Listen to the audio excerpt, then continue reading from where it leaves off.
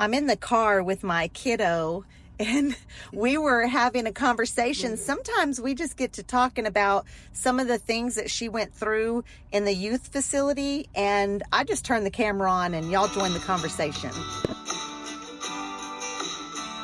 I remember when they used to put shackles on us.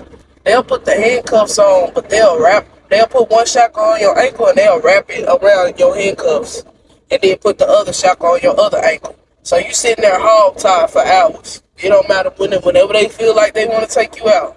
Your hands and your feet are all tied all together. Yep, you got handcuffs on. They put one shackle on one ankle. They wrap it around the handcuffs. Then they put it on the other ankle. And you sitting there hog tied like that. How old were you when they were doing that? 12 and 13. 12 and 13 years old. And where were you incarcerated? Oh my gosh. That's how they say that's how they make the kids calm down. It's by hog tying them. They'll leave you sit there hog tied for hours. What do you think would happen if a parent today hog tied their child like that? Oh, they going to prison. Gets along. Yeah, that's against the law. But you see, they get away with that if you behind bars. Even if you're 12 or 13. Yep, which is crazy. What did you go to prison for? It's all on public serving, but it's cause I was angry and How old were you? I was 13 at the time. You were 13 years old. Yep, I had just turned 13. And so what happened? At 13 years old, what grade were you in? 7th grade. 7th grade. Yep. Middle school. Okay. What happened? I went into my cell. I forgot what initiated the whole conversation, but I went to my cell. I remember I was mad at something, and I guess you're not supposed to have your shoes on. Well, you wasn't supposed to have your shoes on when you go in your room, but I forgot. I was mad, and then the guard forgot. They were just trying to de-escalate the situation, but me and this guard, we cool. I won't necessarily say friends, but he's a cool dude, and he came and rolled my door and he asked for my shoes, and I was upset. I threw it at the wall. He reached out and caught it, and when he put on the paperwork that he intercepted it from hitting the wall, and they said that's an assault on the public servant. At 13 years old. At 13 years old, yep. Well, why were you being detained in the first place? Because I was staying.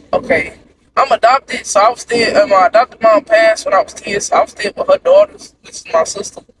And she's always called the police on me for assault family violence, and it'll be only because a 33-year-old lady was jumping on me after she got done doing what she do. She would jump on me, and then anytime I hit her back to defend myself, they'll call the police on me. I was 12 at that time. What do you mean doing what she do? Drugs. She was doing all different type of drugs. I really didn't know the name at the time. But I know after it's like every time she come from outside, she come back in the house. She'll just come jump on me anytime they'll see me hit her back, they'll hurry up, pick up the phone and call the police. And they'll say that's assault family violence when it should have been she go to jail because she hitting the kid. So you were detained for assault family violence, and then while you're being detained, you're having to deal with violence. You're being hog-tied. Yep. And then you end up catching this felony case that sends you to the state prison. What was it in the state prison? I ended up going to TYC from there, and now it's TJJD. And when I was in there, I used to just defend myself and others, because once you go in there, you basically in survival mode because of how the guards are. Like, I done had so many brick burns, carpet burns, concrete burns, witness it on everybody else. I done seen blood and straight faces. So it's like, I didn't want that done to me or my friends, so I just defend everybody, and then I, get in trouble for it. But this last time, that was self-defense. Which by last time I met, when I was 17, I ended up got in an altercation with a caseworker that worked there, and she basically said she wasn't going to give me my stuff back because she felt like my apology wasn't good enough, even though we waited 3 to 4 days for me to even speak to her, because she wouldn't even speak to me. She kept turning her head and walking off and all that. And I was trying to be sincere then. So when it came down to it and I was really sincere, she said I was not. So she refused to give me all of my items. Mind you, this is everything in my room. I'm only in there with a mattress and a chair. That's it, just a bed and a chair. And how old were you? I was 17 at that time.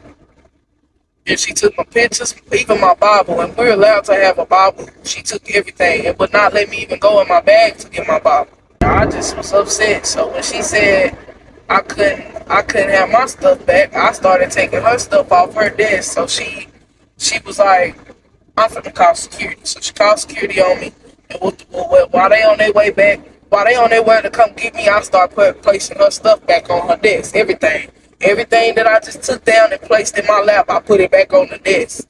And I guess she wasn't satisfied, or she probably thought I had some or whatever. But the security came, they put me in handcuffs, and they'll sit you down on the floor. So if you're sitting in the chair, they'll sit you down to the floor to figure out everything going on. So I was sitting on the floor, and the lady came. She came on top of me. She started choking me. I didn't have no other way to defend myself, so I had no choice but to kick her up off of me. You were handcuffed? I was handcuffed. My hands were behind my back. I was handcuffed. I went from a sitting position to a laying down position because she was choking me like that, so I was falling back. So I had no choice but to kick up off of me because I didn't know if I was going to lose my life. And that lady's older than me, so yeah.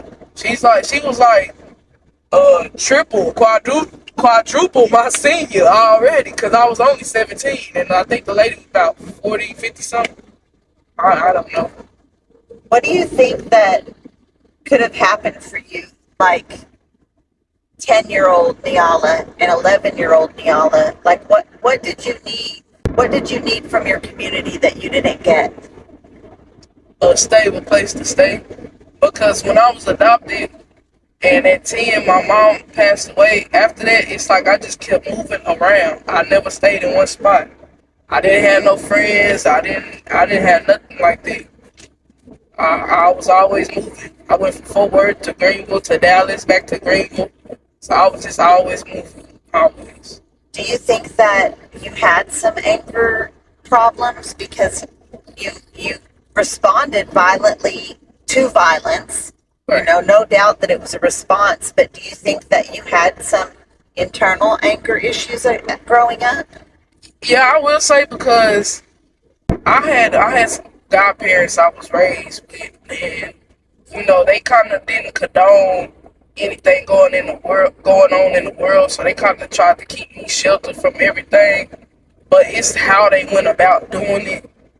It was just unacceptable to me. And then also, they also tried to say that it was a privilege to go see my father when he's the one that adopted me. And it was like, no, what?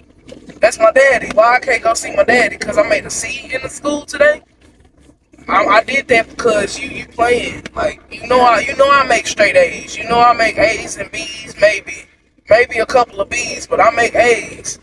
And I'm in the whole gifted and talented class, honorary classes. So don't just one C. You said I could not go see my father, so that kind of angered me. And then also they tried to keep me from seeing going to my mom's funeral. They said I was too young to go. It's the only time you ever gonna have a chance to go. So what you mean? I need to go. I mean, of course, my dad ended up, I ended up going with my daddy because he ended up telling them to just let me go. What do you think that we can do now for kids that grow up in foster homes and adoption situations and this type of stuff? What can we do for those kids so that they check on them? Check on them more. We need to check on them more because I had a friend. She had, I don't know if she had anger issues. I can't really tell you her living situation to full detail, but all I know is I could tell you what she have said before. And she was basically in TYC for fighting a girl over behind her bowl of noodles.